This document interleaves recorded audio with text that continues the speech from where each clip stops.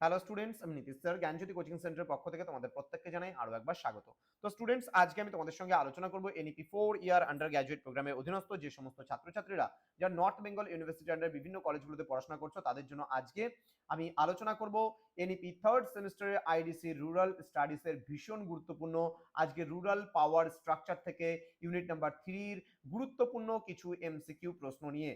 যারা এখনো পর্যন্ত আমাদের চ্যানেলটিকে সাবস্ক্রাইব করোনি তারা অবশ্যই চ্যানেলটিকে সাবস্ক্রাইব করে পাশে থাকা বেল আইকন অল প্রেস করে দাও এবং বন্ধুদের সঙ্গে ভিডিওটি শেয়ার করে দাও যেন প্রত্যেকের কাছে আজকের এই ক্লাসটি পৌঁছে যেতে পারে। এছাড়া তোমরা যারা ভাবছো যে অনলাইনে আমাদের ক্লাস জয়েন করবে তারা অবশ্যই যোগাযোগ করো আমাদের অফিসিয়াল নাম্বার 7076398606 নাম্বারে অথবা 6295916282 নাম্বারে। তোমাদের টোটাল কোর্স ফি রয়েছে তোমাদের এই সাধ্যের মধ্যে জাস্ট ফর 1199 রুপিস, যাদের মেজর কোর্স রয়েছে অল সাবজেক্ট এবং যাদের এমডিসি বা মাল্টিডিসিপ্লিনারি কোর্স রয়েছে তাদের জন্য কোর্স ফি রয়েছে মাত্র 699 রুপিস। তো দেরি না করে আজই যোগাযোগ করো আমাদের সঙ্গে এবং যুক্ত হয়ে যাও আমাদের অনলাইন ক্লাসে। চলো শুরু করছি আজকের ক্লাসটা। প্রথম প্রশ্ন, ঐতিহ্যবাহী গ্রামীণ ক্ষমতা কাঠামোর প্রধান ভিত্তি কি ছিল? এটা হবে জাতিভেদ প্রথা ও জমিদারি ব্যবস্থা। নেক্সট, ঐতিহ্যবাহী গ্রামীণ সমাজে ক্ষমতা মূলত কাদের হাতে কেন্দ্রীভূত থাকে? এটা হবে প্রভাবশালী জাতি ও জমিদার মহাজন শ্রেণী। নেক্সট রয়েছে জাতি পঞ্চায়েত বা জাত পঞ্চায়েতের প্রধান কাজ কি? বা স্টেট কাস্ট কাউন্সিল যেটাকে বলা হয়। বলছে নিজ জাতির অভ্যন্তরীণ ঝগড়া বিবাদ মেটানো ও সামাজিক নিয়মাবলী রক্ষা করা। নেক্সট, ঐতিহ্যবাহী গ্রাম পঞ্চায়েত কেমন ছিল? এটা বয়স্ক জ্ঞানী ব্যক্তিদের নিয়ে গঠিত একটি আনুষ্ঠানিক সংস্থা। নেক্সট, ঐতিহ্যবাহী পঞ্চায়েতে প্রভাবশালী জাতির ভূমিকা কেমন ছিল? সঠিক উত্তর কি হবে? সঠিক উত্তর হবে অত্যন্ত প্রভাবশালী, কারণ তাদের হাতেই ছিল অর্থনৈতিক ও সামাজিক ক্ষমতা। নেক্সট, জাতি পরিষদ বা পঞ্চায়েতের দেওয়া সিদ্ধান্ত বা রায় কেমন ছিল? বাধ্যতামূলক এবং তা অমান্য করলে কঠোর শাস্তি হতো। পরবর্তী প্রশ্ন, ঐতিহ্যবাহী ক্ষমতা কাঠামোতে ক্ষমতা কিসের মাধ্যমে প্রবাহিত হতো? বংশানুক্রমিক অধিকার এবং প্রথাগত রীতিনীতি। নেক্সট রয়েছে ব্রিটিশ আমলে গ্রামীণ ক্ষমতার উপর কিসের নেতিবাচক প্রভাব পড়েছিল? এটা হবে নতুন ভূমি রাজস্ব ব্যবস্থা, যেমন চিরস্থায়ী বন্দোবস্ত এবং আদালতের প্রতিষ্ঠা। নেক্সট, জাতি পরিষদ এবং বা পঞ্চায়েতগুলি সাধারণত কোন ধরনের শাস্তি দিত? এটা হবে অর্থদণ্ড, সামাজিক বয়কট ও জাতি থেকে বহিষ্কার। পরবর্তী প্রশ্ন চলে আসবো আমরা, প্রথাগত গ্রামীণ ক্ষমতা কাঠামোতে মহিলাদের অংশগ্রহণ কেমন ছিল? খুব কম বা নগণ্য ছিল। পরবর্তী প্রশ্নে আমরা চলে আসবো, স্থানীয় স্বায়ত্তশাসন এর জনক কাকে বলা হয়? এটা হবে লর্ড রিপনকে বলা হয়। পরবর্তী প্রশ্নে চলে আসবো, বলছে স্বাধীনতার পর ভারতে পঞ্চায়েতি রাজের প্রবর্তনের প্রাথমিক লক্ষ্য কি ছিল? এটা হবে ক্ষমতার বিকেন্দ্রীকরণ ও গ্রামীণ উন্নয়নে জনগণের অংশগ্রহণ নিশ্চিত করা। নেক্সট, পঞ্চায়েতি রাজ প্রতিষ্ঠান মূলত কয়টি স্তরে কাজ করে? এটা হবে 3টি স্তরে, গ্রাম, ব্লক এবং জেলা।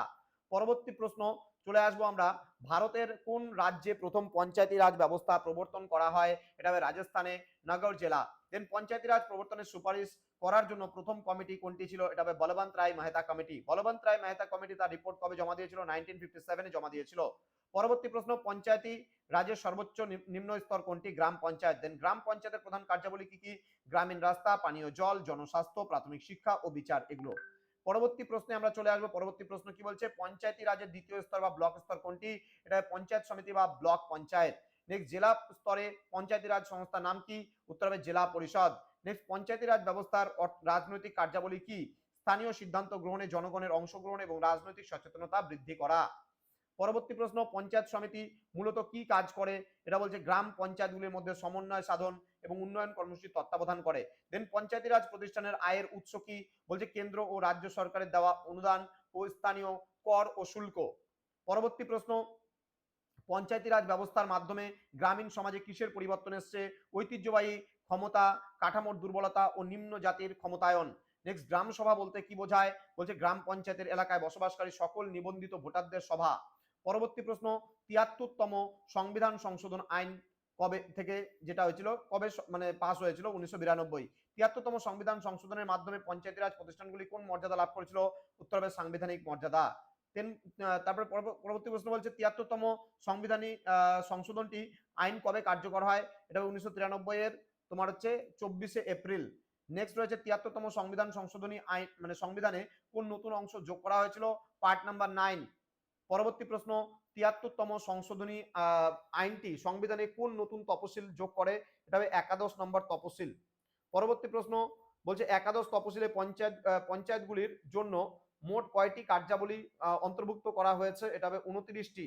পরবর্তী প্রশ্নে আমরা চলে আসব, বলছে 73তম সংবিধানী অনুসারে তোমার হচ্ছে সংশোধনী অনুসারে পঞ্চায়েত নির্বাচন সংরক্ষণ কাদের জন্য বাধ্যতামূলক করা হয়েছে? তপশিলি জাতি, তপশিলি উপজাতিদের জন্য এবং মহিলাদের জন্য।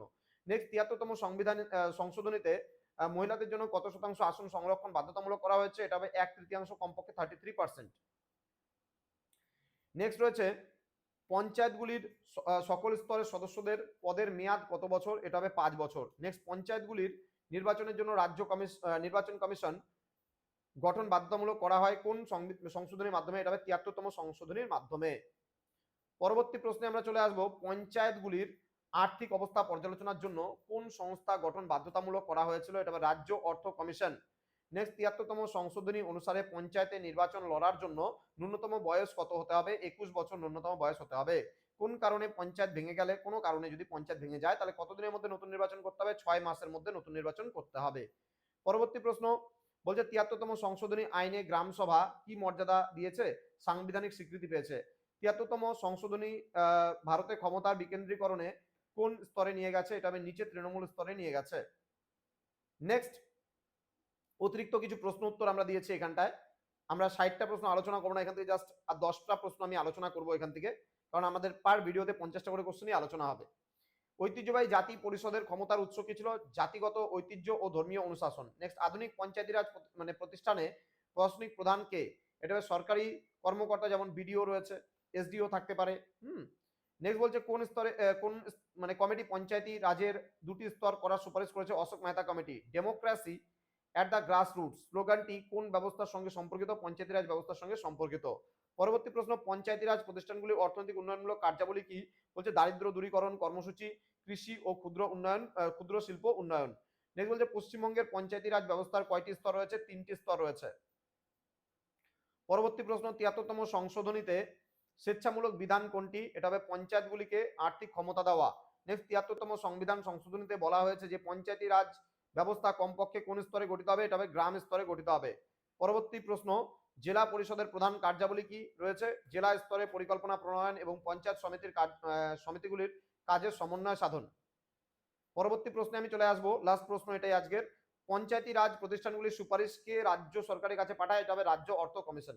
তো আজকের এই 50টা গুরুত্বপূর্ণ প্রশ্ন নিয়ে তোমাদের সঙ্গে আলোচনা করা হলো। এরপরে কিন্তু আমি আর কোনো পার্ট এই বছর নিয়ে আসছি না, কারণ রুরাল স্টাডিজ থেকে তোমাদের যে পার্টটা রয়েছিল সেখান থেকে আমি বেশ কিছু ভিডিও তোমাদের করে দিয়েছি, এবং যারা আমাদের পেইড ব্যাচে জয়েন করেছে তারা অল নোটস পেয়েছে। তোমাদের যারা নন পেইড ব্যাচের স্টুডেন্টরা রয়েছে, ইউটিউবের স্টুডেন্টরা রয়েছে, তাদের জন্য কিন্তু এই মুহূর্তে দাঁড়িয়ে আমি এই ভিডিওগুলো নিয়ে আসলাম যেন তোমাদের পরীক্ষাটা দিতে সুবিধা হয়। দেখা হচ্ছে খুব তাড়াতাড়ি আরো একটা নতুন ভিডিও নিয়ে। তোমরা প্রত্যেকেই ভালো থেকো, সুস্থ থেকো।